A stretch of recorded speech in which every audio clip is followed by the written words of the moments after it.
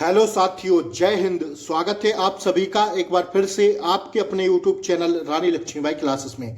दोस्तों, आज से केवल उत्तर प्रदेश पुलिस परीक्षा के 7 दिन शेष रह गए हैं। तो साथियों, अब आप लोग जी जान लगा दीजिए साथियों, इससे अच्छा मौका आपको नहीं मिलेगा।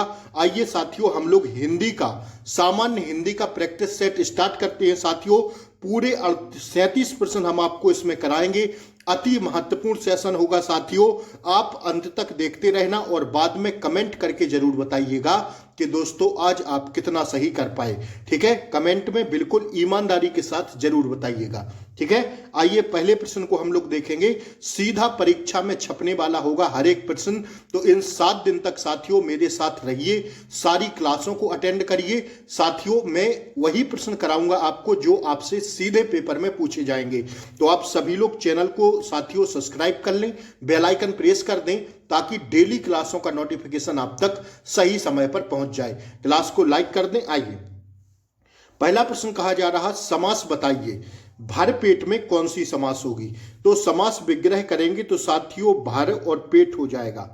ठीक है, अब इसमें साथियों जो समास होगी वो हो जाएगी साथियों अव्ययी भाव समास। ऑप्शन ए, ऑप्शन ए हमारा क्या हो जाएगा दोस्तों? राइट आंसर हो जाएगा।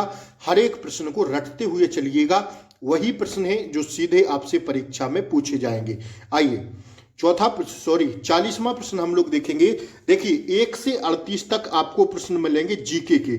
इसके बाद 39 से जो प्रश्न शुरू होंगे 39 से 75 तक आपके रहेंगे हिंदी के। इसके बाद आपसे मैथ और रीजनिंग पूछी जाएगी। ठीक है, तो 40वां प्रश्न देखिए।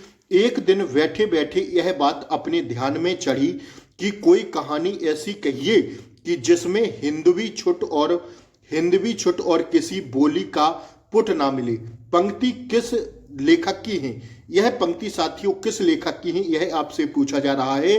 तो स्टार लगा के लिख लेना साथियों, मुंशी इंसा अल्लाह खां की यह पंक्तियां हैं। अति महत्वपूर्ण था प्रश्न साथियों। ऑप्शन बी हमारा क्या हो जाएगा? इस प्रश्न का राइट आंसर हो जाएगा। आइए 41वां प्रश्न हम लोग देखेंगे। इनमें से क्रिया विशेषण अवयव है कौन सा? क्रिया विशेषण जो अवयव होगा साथियों वो होगा राधा रात भर जागती रही। तो इसमें क्या हो जाएगा भैया? इसमें क्रिया विशेषण अव्यय हो जाएगा। ऑप्शन डी हमारा क्या है? राइट आंसर है। कॉपी पेन लेकर बैठिएगा, सारे प्रश्न बाद में जरूर बताइएगा कि आज आप कितना सही कर पाए। ठीक है ना। आइए, निम्न में से कौन जीवनी है? आपको बताइए इनमें से कौन सी जीवनी है? तो जीवनी जो है साथियों वो हो जाएगी आपकी आवारा मसीहा। यह साथियों जीवनी के अंतर्गत आएगी। ठीक है, किसके अंतर्गत आएगी भैया? जीवनी के अंतर्गत आएगा आवारा मसीहा। ठीक है, यह जीवनी के अंतर्गत आएगी। तो ऑप्शन सी हमारा क्या हो जाएगा दोस्तों? 42 का राइट आंसर हो जाएगा दोस्तों ऑप्शन सी। अब इसके बाद आपसे गद्यांश पूछा जा रहा। तो देखिए गद्यांश में आपसे 3 से 4 प्रश्न परीक्षा में देखने को मिलेंगे। आपको पूरा गद्यांश भली भांति पढ़ना होगा, इसके बाद उसके आंसर लगाने पड़ेंगे। तो दोस्तों आइए, मैं जल्दी जल्दी पढ़ रहा हूं, आप लोग सुनते चलिएगा। इस संसार में धन ही सब कुछ नहीं है। धन की पूजा तो बहुत कम जगहों में होती देखी गई है।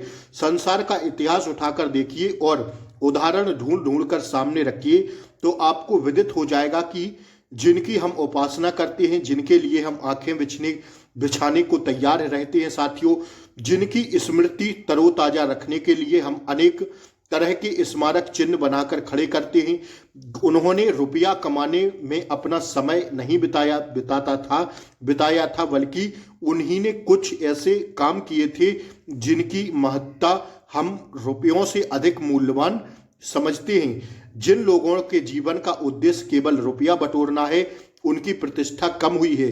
अधिकांश अवस्थाओं में उन्हें किसी ने पूछा तक नहीं। उन्होंने जन्म लिया, रुपया कमाया और परलोक की यात्रा की, किसी ने जाना तक नहीं कि वे कौन थे, कौन गए, कौन थे और कहाँ गए। मानव समाज स्वार्थी अवश्य, पर वह स्वार्थ ही उपासना करना नहीं जानता। अंत में वे ही पूजे जाते हैं जिन्होंने अपने जीवन में अर्पित करते समय सच्चे मनुष्यत्व का परिचय दिया। ठीक है, तो ये रहा साथियों हमारा गद्यांश। अब इसके हम लोग आंसर देखेंगे। आइए देखिए अगला प्रश्न क्या कह रहा आपसे। गद्यांश हम लोगों ने देखा भली भांति। तो 43वें प्रश्न का जवाब देंगे आप लोग। गद्यांश का उचित शीर्षक होगा क्या? तो हम सब लोग जानते हैं, अभी हमने देखा धन और मनुष्य, ठीक है, धन और मनुष्यता क्या है, गद्यांश का उचित शीर्षक है, ठीक है ना। आइए, उपर्युक्त गद्यांश के अनुसार संसार में किस तरह की मनुष्य की पूजा होती है, तो इसका राइट आंसर हो जाएगा दोस्तों ऑप्शन डी, जो सच्चे मनुष्यत्व के लिए कार्य करता है, जो एक दूसरे मनुष्य को समझे, जो एक दूसरे मनुष्य के लिए कार्य करे, वही क्या है, वही साथियों संसार में मनुष्य की पूजा उसी की होती है, ठीक है ना। तो ऑप्शन डी क्या हो जाएगा, इसका राइट आंसर हो जाएगा। आइए, धन की पूजा से क्या अभिप्राय है दोस्तों, धन की पूजा से जो अभिप्राय है, अभी हम लोगों ने देखा धन कमाने वाला अधिक नाम नहीं कर पाता, ठीक है। तो धन की पूजा से यही अभिप्राय था कि धन कमाने वाला अधिक नाम नहीं कर पाता। ऑप्शन बी 45 का क्या हो जाएगा दोस्तों, राइट आंसर हो जाएगा।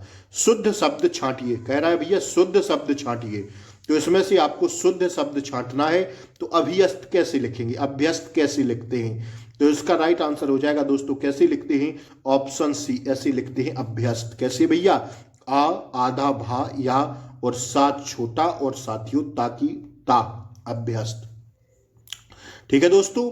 ऑप्शन सी क्या हो जाएगा, इसका राइट आंसर हो जाएगा। समझ में आ रहा है। आइए अगला प्रश्न देखेंगे। ऐसे ही प्रश्न आपको परीक्षा में देखने को मिलेंगे। कौन सा शब्द तुर्की भाषा का नहीं है, आपको बताना है साथियों, तुर्की भाषा का कौन सा शब्द नहीं है। तो 47 का राइट आंसर हो जाएगा दोस्तों क्या, 47 का राइट आंसर हो जाएगा पैगंबर। चेचक, बारूद, बेगम, ये सब तुर्की शब्द है। पैगंबर साथियों तुर्की भाषा का शब्द नहीं है। आइए 48वां प्रश्न देखिए क्या कह रहा है भैया। 48वां कह रहा है जल, प्राण, पुत्र किस शब्द के अनेकार्थी है। क्या जल, प्राण और पुत्र किस शब्द का समानार्थी है। तो 48 का राइट आंसर आएंगे दोस्तों जीवन के, ठीक है। जल भी होता है समानार्थी, प्राण भी होता है, पुत्र भी होता, ठीक है। तो ऑप्शन डी हमारा 48 का क्या हो जाएगा, राइट आंसर हो जाएगा। आइए उपवाक्य पहचाने, उपवाक्य पहचानिए। इसमें वह आदमी जो कल आया था आज भी आया है, तो इसमें क्या होगा उपवाक्य, इसमें होगा दोस्तों ऑप्शन बी विशेषण उपवाक्य होगा, ठीक है ना। आइए कौन सी ध्वनि महाप्राण नहीं है, आप लोग बताइए इस चारों में कि कौन सी ध्वनि महाप्राण नहीं है। तो जो महाप्राण के अंतर्गत नहीं आएगी वह जा नहीं आएगी, ठीक है। जा जो है साथियों महाप्राण के अंतर्गत नहीं आएगी, ठीक है ना। 50 का राइट आंसर ऑप्शन सी हो जाएगा। आइए निम्नलिखित पद में कौन सा पद वैया वैया वैया प्रत्यय लगाने से बना है। तो वैया प्रत्यय बताइए किस में लगा है। देखिए उपसर्ग शब्दांश के पहले लगते हैं और प्रत्यय शब्दांश के बाद में लगाए जाते हैं। तो साथियों आपको बताना है निम्नलिखित पद में कौन सा पद वैया प्रत्यय लगाने से बना है। तो 51 का राइट आंसर हो जाएगा दोस्तों ऑप्शन सी खवैया। खवैया में क्या लगा है दोस्तों, वैया प्रत्यय लगा है, वैया, ठीक है। तो ऑप्शन सी हमारा क्या हो जाएगा दोस्तों, राइट आंसर हो जाएगा, ठीक है। आइए निम्न में एक देवता का पर्यायवाची नहीं है, तो बताइए इनमें से क्या देवता का पर्यायवाची नहीं है। तो 52 का राइट आंसर होगा किंकर। किंकर साथियों देवता का पर्यायवाची नहीं होगा, ठीक है। अगर निर्जर, त्रिदश और साथियों गिरिबाण ये सब किसके पर्यायवाची होंगे, देवता के अंतर्गत आएंगे, लेकिन साथियों किंकर देवता का पर्यायवाची नहीं होगा। आइए साकेत महाकाव्य के रचयिता कौन है, अति महत्वपूर्ण प्रश्न है। तो 53 का छापना साथियों ऑप्शन सी हो जाएगा। क्या हो जाएगा भैया, मैथिली शरण गुप्त। साकेत महाकाव्य के रचयिता कौन है, मैथिली शरण गुप्त थे। गौ प्लस चरति का संधि विच्छेद क्या होगा, गौ प्लस चरति, तो इसका संधि विच्छेद हो जाएगा गौ चरति, ठीक है। क्या होगा, सा हो जाएगा, ठीक है, आधा सा हो जाएगा। ध्यान रखिएगा जब बिंदु लगे होगा विसर्ग तो क्या हो जाएगा, आधा सा हो जाएगा और चरति बाद में हो जाएगा, विसर्ग है, ठीक है ना। आइए हो गया ना 54। आइए 55वां प्रश्न दोस्तों हम लोग देखेंगे। सारी क्लास में बने रहना, अंत तक रहना, ठीक है। ठेठ हिंदी का ठाठ किसकी रचना है। तो ठेठ हिंदी का ठाठ जो है साथियों यह रचना है किसकी दोस्तों, बी पर जाएंगे हम लोग, अयोध्या उपाध्याय हरिऔध की। अयोध्या सिंह उपाध्याय हरिऔध की रचना है ठेठ हिंदी का ठाठ। अति महत्वपूर्ण है साथियों, कई एग्जाम में पूछा गया है, यूपी पुलिस में पूछा गया है, इनकी कविताएं है, ठीक है, रचना। तो ऑप्शन बी क्या हो जाएगा दोस्तों, राइट आंसर हो जाएगा। आइए शुद्ध वाक्य छांटिए। तो इसमें से जो शुद्ध वाक्य हो जाएगा वो केवल और केवल उस वन में प्रातः काल का दृश्य बहुत ही सुहावना होता था। ऑप्शन सी इसका राइट आंसर हो जाएगा, ठीक है ना। आइए किस शब्द में उपसर्ग नहीं है। तो बताइए 57 का राइट आंसर होगा ओढ़ना में साथियों उपसर्ग नहीं लगा है। पराजय व अपवाद प्रभाव में उपसर्ग शब्द आएगा, लेकिन साथियों ओढ़ना में उपसर्ग शब्द नहीं आएगा, तो ऑप्शन डी को हम लोग लॉक कर देंगे। ठीक है ना। आइए, निम्नलिखित में स्त्रीलिंग शब्द बताइए कौन सा होगा। तो 58 का राइट आंसर होगा अहिंसा। अहिंसा में क्या होगा दोस्तों, स्त्रीलिंग शब्द होगा। किन्नर, अंतरी और अपरिग्रह, ये साथियों पुल्लिंग शब्द होंगे, लेकिन अहिंसा 58 का देखिए ना, हाँ 58 का बी हो जाएगा। नहीं, अहिंसा, अहिंसा में क्या होगा, अहिंसा होगा या अंतरी होगा। अंतरी नहीं होगा दोस्तों, इसका राइट आंसर होगा ऑप्शन बी ही होगा। ठीक है, अहिंसा। अहिंसा होती है, अहिंसा होता नहीं है, अहिंसा की जाती है। ठीक है ना, तो अहिंसा ही होगा इसमें स्त्रीलिंग शब्द। ठीक है, ऑप्शन बी होगा दोस्तों राइट आंसर। ठीक है ना, 58 का बी होगा। आइए, रत्नावली दोहा संग्रह किसके द्वारा रचा गया है। रत्नावली दोहा संग्रह किसके द्वारा रचा गया है। तो 59 का राइट आंसर जाएंगे रत्नावली द्वारा। किसके द्वारा, रत्नावली के द्वारा। लिंग पहचानिए, मनगढ़ंत में क्या लिंग होगा।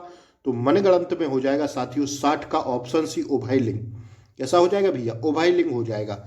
मनगढ़ंत जो है उभय लिंग के अंतर्गत आएगा। ठीक है ना। आइए, 60वां प्रश्न देखिए हम लोग, ऑप्शन सी होगा। 61वां प्रश्न देखेंगे, वाक्यांश का एक शब्द बनाइए। जिसके हृदय में ममता नहीं है उसके लिए क्या हो जाएगा, एक शब्द। क्या कहेंगे, जिसके हृदय में ममता नहीं है उसे एक शब्द में क्या कहेंगे दोस्तों, निर्मम कहेंगे। और स्टार लगा लेना, इस प्रश्न पर सीधा छपता है कि जिसके हृदय में ममता नहीं है उसे क्या कहेंगे भैया, निर्मम कहेंगे। आइए, किस वाक्य में विराम चिन्ह का उचित प्रयोग नहीं है। किस वाक्य में विराम चिन्ह का उचित प्रयोग नहीं है। तो 62 का राइट आंसर जाएंगे हम लोग किस पर, ऑप्शन डी पर। प्रिय महाशय मैं आपका आभारी हूं, इसमें क्या है, इसमें उचित विराम चिन्ह का प्रयोग नहीं है। ठीक है ना, प्रिय महाशय मैं आपका आभारी हूं, इसमें साथियों क्या है, इसमें उचित विराम चिन्ह का प्रयोग नहीं हुआ है। ठीक है, तो 62 का क्या हो जाएगा साथियों, ऑप्शन डी पर जाएंगे हम लोग। 63वें प्रश्न को हम लोग कंटिन्यू करेंगे। निम्न में महाप्राण व्यंजन कौन सा है। तो साथियों 63 का राइट आंसर होगा वाह। ठीक है, महाप्राण व्यंजन किसके अंतर्गत आएगा, वाह के अंतर्गत आएगा। वाह महाप्राण व्यंजन के अंतर्गत। बताइए निम्न में से अघोष वर्ण कौन सा है। तो 64 का राइट आंसर होगा पा। ठीक है, पा कैसा है साथियों, अघोष वर्ण होगा। आइए, निम्न में से कंठ वर्ण कौन सा है। तो 65 का राइट आंसर होगा आ। कैसा होगा साथियों, कंठ वर्ण के अंतर्गत आएगा। ठीक है ना। आइए, 65 का क्या हो गया, ऑप्शन बी हो गया ना। आइए, 66वां प्रश्न देखेंगे हम लोग दोस्तों। बताइए आप सब इसका आंसर। निम्नलिखित में रूढ़ शब्द है कौन सा। रूढ़ शब्द कौन सा होता है, एक योग रूढ़ होता है, आपसे रूढ़ पूछा जा रहा है। रूढ़ शब्द बताइए क्या होगा। तो 66 का राइट आंसर हो जाएगा ऑप्शन सी नाक। ठीक है, नाक किस में आएगा साथियों, रूढ़ शब्द में आएगा। ठीक है, आइए, रत्नाकार का संधि विच्छेद क्या होगा। तो रत्नाकार का संधि विच्छेद होगा दोस्तों ऑप्शन ए रतन धन आकार, रत्न धन आकार। ठीक है, ऑप्शन ए होगा 67 का। आइए, प्रतिमान में समास बताइए। प्रतिमान में समास कौन सी हो जाएगी। तो साथियों इसमें हो जाएगी अव्ययी भाव समास, प्रति धन मान। ठीक है, आइए, परिक्रमा में उपसर्ग बताइए क्या होगा भैया।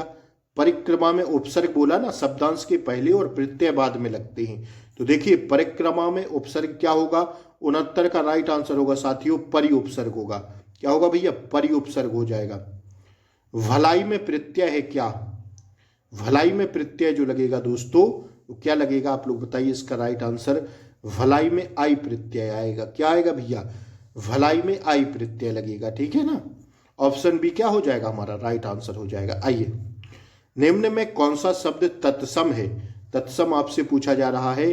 तो आलस्य किस में आएगा, तत्सम में आएगा। ठीक है, ध्यान रखिएगा। आम्र का तत्सम क्या हो जाएगा, आम्र हो जाएगा।